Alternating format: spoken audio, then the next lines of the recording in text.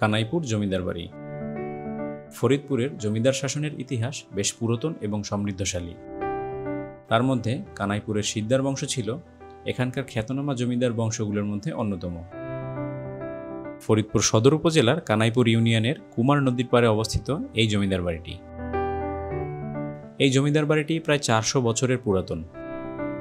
কানাইপুরের এই জমিদার বাড়িতে এখনও সেই জমিদারদের বংশধরদের উত্তরসূরি 11টি পরিবার বসবাস করছেন।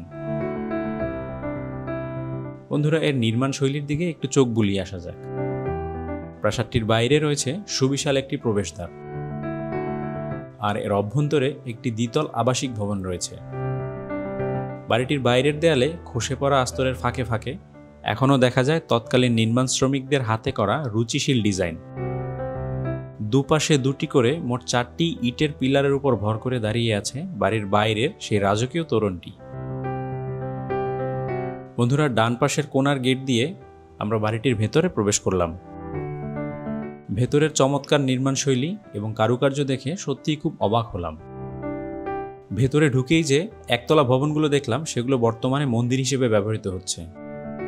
আমরা যতই মূল বাড়ির দিকে এগিয়ে যাচ্ছি, মনে হচ্ছে যেন টাইম ট্রাভেল করে 400 বছর পেছনে চলে যাচ্ছি। মূল বাড়ির সামনের অসাধারণ ভিউ দেখার পরে সরু এবং অন্ধকার খাড়া সিঁড়ি বেয়ে আমরা উঠে গেলাম দোতলায়। দোতলার চারদিকের ঘিরে থাকা ভবনগুলোর সামনে খোলা বারান্দা রয়েছে এবং মাঝখানের অংশটুকু ফাঁকা রাখা হয়েছে। এখনও এখানে লোকজন বসবাস করছে দেখে একটু অবাক হলাম। সেই সাথে চোখ আটকে গেল দোতলার বারান্দার সামনে থাকা তৎকালীন রাজকীয় এই পিলারগুলোর ডিজাইন দেখে।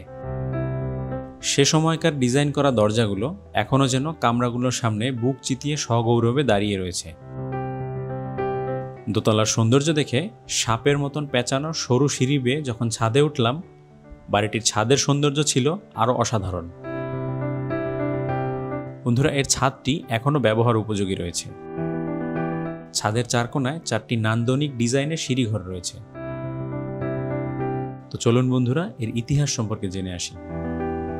আজ থেকে প্রায় 400 বছর পূর্বে রানী ভবতারিণী শিকদারের হাত ধরে সৃষ্টি হয় এই জমিদার বাড়িটি। লোকমুখে জানা যায়, বিধবা রানী ভবতারিণী তার একমাত্র সন্তান সতীশচন্দ্র শিকদার এবং অপর এক বিপত্নিক কর্মচারীর সাহায্যে এই জমিদার বাড়িটি পরিচালনা করতেন।